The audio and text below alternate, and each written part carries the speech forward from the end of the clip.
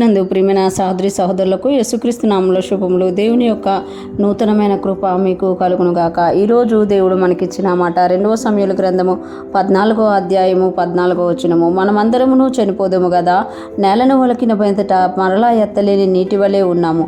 దేవుడు ప్రాణము తీయక తొలివేయబడిన వాడు తనకు దూరస్తుడు కాకయుండుటకు సాధనములు కల్పించుచున్నాడు. ఈ మాటలు మనము సమూయేలు 2వ గ్రంథంలో చూసినాము. ఈ మాటలు తెకోవ స్త్రీ అనే ఒక స్త్రీ దావీదు మహారాజుతో పలుకుతున్న మాటలుగా మనం చూడగలము. అదేవిధంగా ఆవిడ ఎందుకు ఈ మాటలు పలుకుతుంది అంటే, ఎప్పుడైతే అబ్షాలోము తన అన్నయ్య అయిన అమ్నోన్ని చంపి దూరంగా వెళ్ళిపోతాడో అప్పుడు ఆయన కోసము యోవాబు ఈవిడిని తెచ్చి దావీదుతో మాట్లాడిస్తున్నట్టుగా మనం ఇక్కడ చూడగలం. ఆవిడ తెలివిగా చెప్తున్నారు కదా, మనం అందరము చనిపోదాము కదా, అంటే అందరము చనిపోయే వారమే, ఎవ్వరు మీ భూమి మీద ఉండము, నేలను ఒలికిన మీదట మరలా ఎత్తలేని నీటి వలె ఉన్నాము. చూసారా ఆవిడ ఎంత తెలివిగా మాట్లాడిందో. నేలను ఒలికిన మీదట మరలా ఎత్తలేని నీటి వలె ఉన్నామట. అంటే మన జీవితాలు ఎలా ఉన్నాయి అని అంటే, ఒకసారి ఒలికిపోయిందంటే, ఒకసారి ఏదైనా మాట జారిపోయామంటే అది మరలా తీసుకోలేము. ఒకసారి ఏదైనా పోగొట్టుకున్నాము అంటే అది మరలా మనము సంపాదించుకోవడానికి చాలా రోజులు కష్టపడాలి. ఏదైనా నేలను ఒలికిన మీదట మరలా ఎత్తలేని నీటి వలె ఉన్నామట. మన ప్రాణము కూడా అంతే. ఒకసారి వెళ్ళిపోయిందంటే మరలా దాన్ని వెనక్కి తీసుకురాలేము అని చెబుతూ ఆవిడ ఇక్కడ తెలియచేస్తుంది కదా, నేలను ఒలికిన మీదట మరలా ఎత్తలేని నీటి వలె ఉన్నాము. దేవుడు ప్రాణము తీయక తోలివేయబడిన వాడు తనకు దూరస్తుడు కాకయుండుటకు సాధనములు కల్పించుచున్నాడు.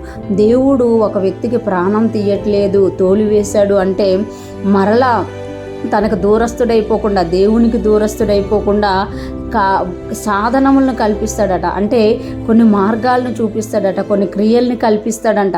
దేవుడే ఒక వ్యక్తి ప్రాణం తీయకుండా దూరం అయిపోయినా మరలా అతడు రావాలి అని దేవుడే కొన్ని సాధనాలను కల్పిస్తున్నాడు.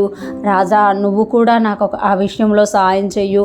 అబ్షాలోము ఏదో తప్పు చేసేసాడు, వాళ్ళ చెల్లి విషయంలో వాళ్ళ అన్నయ్య అమ్నోను చేసిన తప్పుకు అబ్షాలోము వాళ్ళ అన్నని చంపేశాడు. కానీ అబ్షాలోము ప్రాణం ఇంకా తీయబడలేదు కనుక అబ్షాలోము నువ్వు చేర్చుకో అని ఈవిడిక్కడ తెలియజేసిందన్నమాట. దేవుడే ప్రాణం తీయక తోలివేయబడిన వాడు తనకు దూరస్తుడు కాకయుండుటకు సాధనములు కల్పించుతున్నాడు.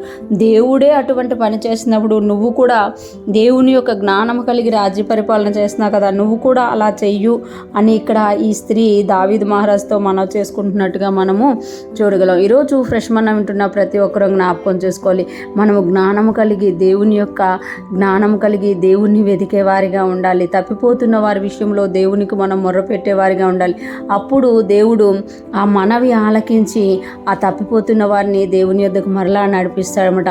ఈరోజు ఫ్రెష్ మనం వింటున్న ప్రతి ఒక్కరూ కూడా ఈ స్త్రీలాగా మనము జ్ఞానము కలిగి దేవునికి మనము చేయదుముగాక, దేవుని ఆత్మను పొందుకొని మనము అనేక మందిని రక్షించదుముగాక. ఆమేన్.